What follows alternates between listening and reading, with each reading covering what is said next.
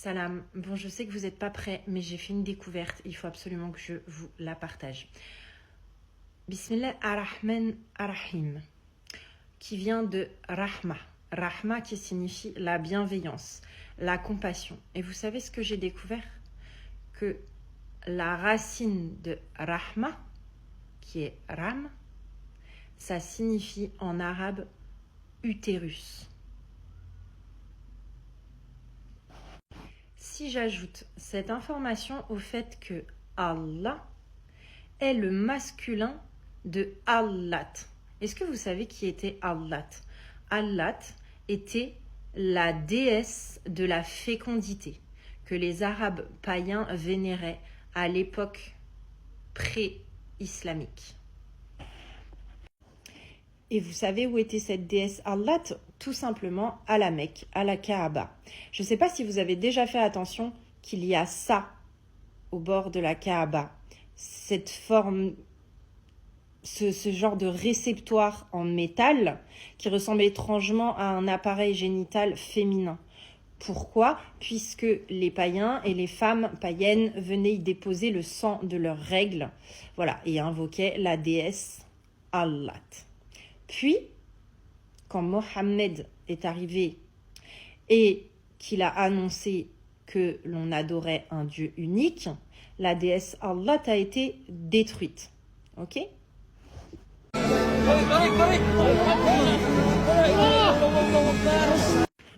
Oups, on dirait que ce vagin métallique a toujours autant de succès.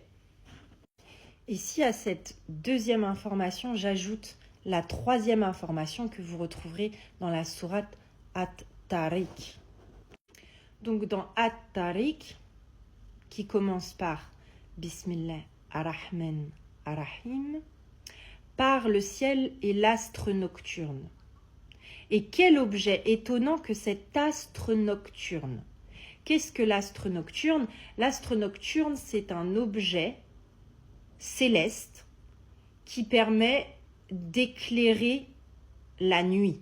Donc ça peut être une étoile, ça peut être la lune, ça peut être un météore, mais on va vraiment s'intéresser à l'étoile. Qu'est-ce que une étoile? Une étoile, c'est un corps céleste qui émet sa propre lumière grâce à des réactions nucléaire. Donc j'ai fait des recherches sur la réaction nucléaire. Est-ce que vous savez qu'il y a deux phénomènes dans la réaction nucléaire? Premier phénomène, c'est la fission. C'est un noyau d'atomes qui se divise en plusieurs petits atomes. Et le deuxième, c'est celui-là qui nous intéresse, c'est la fusion. La fusion, c'est deux noyaux qui se combinent pour former un atome, un noyau plus lourd. Et vous savez dans quel phénomène nous retrouvons la fusion? Dans la fécondation.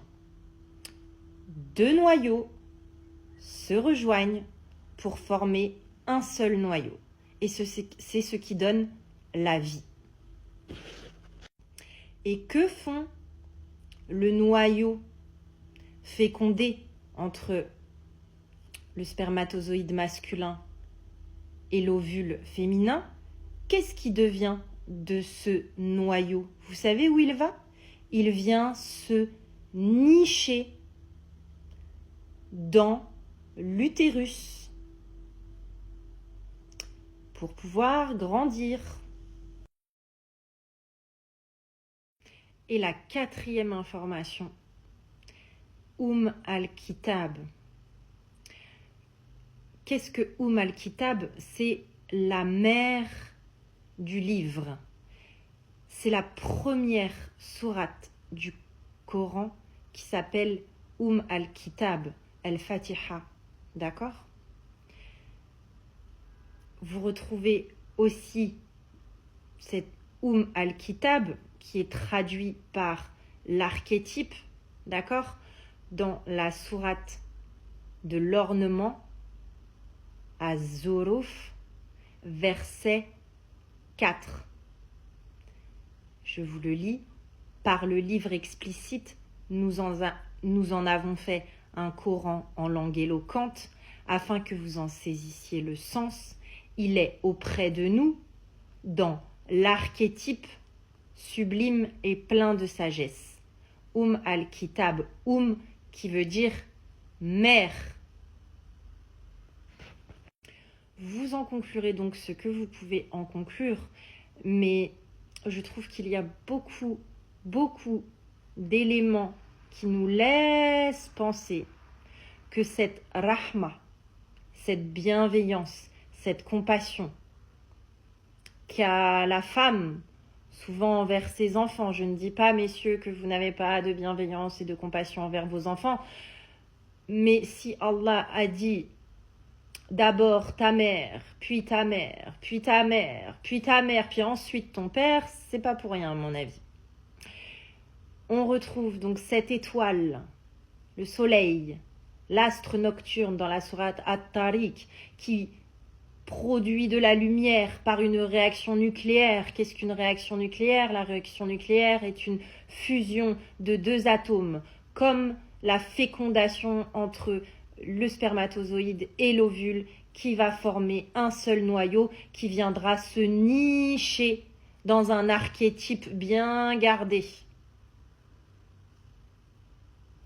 Belle soirée à tout le monde.